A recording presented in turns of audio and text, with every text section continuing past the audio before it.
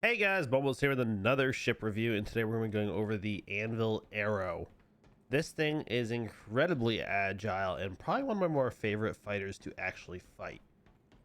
This thing is absolutely fantastic. It has crazy maneuverability.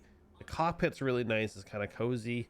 You do have a couple buttons to kind of press and stuff like that, which I always enjoy interactive cockpits, just because when I'm kind of flying around aimlessly trying to get to somewhere, I have something to kind of mess around with. The avionics on this thing, the power plants has a one size one, two size one coolers, and one size one shield generators.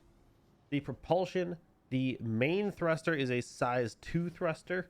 Then it also has two size 3 retro thrusters and 8 size 2 gimbal maneuvering thrusters, which allows it for its speed for its size as well as its maneuverability, just being incredibly agile. The quantum drive is a size 1 as well. The weapons on this thing have two size 3 hard points.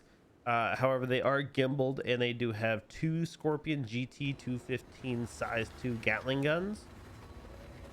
On the top, you have a turret which is fixed to the pilot. This is a size 3 turret and has two size 1 hard points with CF 117 Bulldog laser repeaters.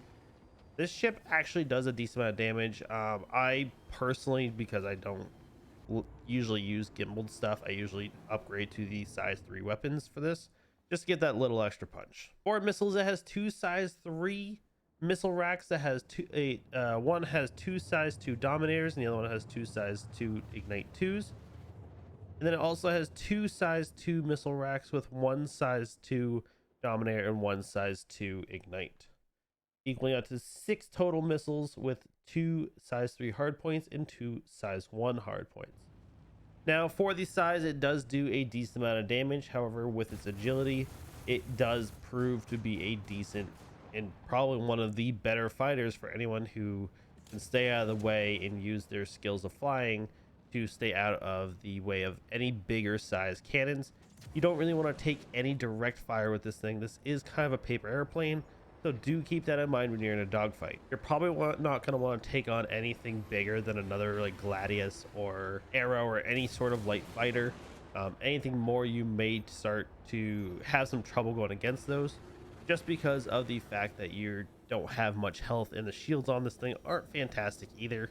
They do get taken out pretty easily. However, it is a light ship, so they do have a bubble. Now, see, we are going through all of these canyons and stuff like that just to fly around, test the agility of this thing. This thing is incredibly quick and can turn on a dime.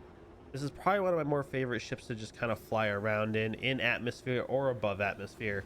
It does insanely well maneuverability wise in or out of atmosphere, which is actually quite enjoyable to just fly around, dive in and out of canyons, around mountains, and around any jagged rocks, like on a couple of the moons.